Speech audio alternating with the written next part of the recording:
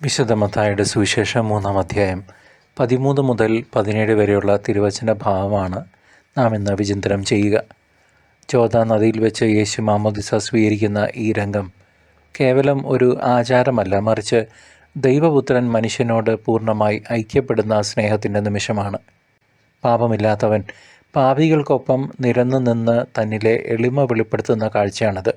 താൻ ആരെന്ന ലോകത്തിന് വ്യക്തമാക്കുന്നതിനേക്കാൾ ഉപരിയായി ദൈവഹിതം നിറവേറ്റാനാണ് താൻ വന്നതെന്ന് യേശു നമ്മെ പഠിപ്പിക്കുന്നു. അനുസരണത്തിൻ്റെയും താഴ്മയുടെയും മാതൃകയായി കർത്താവായ യേശു നമ്മുടെ മുന്നിൽ നിൽക്കുന്നു. നാമും നമ്മുടെ ജീവിതത്തിലെ ഓരോ പുതിയ ചുവടുവെപ്പിലും ദൈവഹിതത്തിന് മുൻഗണന നൽകുന്നുണ്ടോ എന്ന് ഈ വചനം നമ്മെ ചിന്തിപ്പിക്കട്ടെ. സ്വർഗം തുറക്കപ്പെടുകയും പരിശുദ്ധാത്മാവ് പ്രാവിൻ്റെ രൂപത്തിൽ എഴുന്നള്ളി വരികയും ചെയ്തപ്പോൾ പിതാവായ ദൈവം നൽകിയ സാക്ഷ്യം വളരെ ശ്രദ്ധേയമാണ്.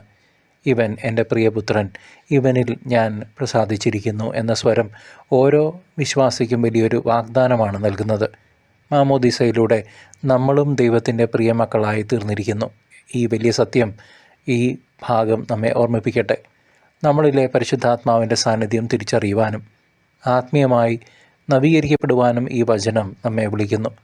ലോകത്തിൻ്റെ ബഹളങ്ങൾക്കിടയിൽ ദൈവത്തിൻ്റെ ഈ സ്നേഹസ്വരം കേൾക്കാൻ നാം തയ്യാറാകണം. നാം മറന്നു പോകരുത്.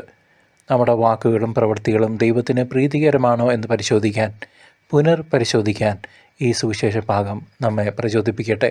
ക്രിസ്തുവിനെ പോലെ എളിമയുള്ളവരായി ജീവിച്ച് സ്വർഗപിതാവിനെ സന്തോഷിപ്പിക്കാൻ നമുക്ക് ഒത്തൊരുമിച്ച് പ്രാർത്ഥിക്കാം.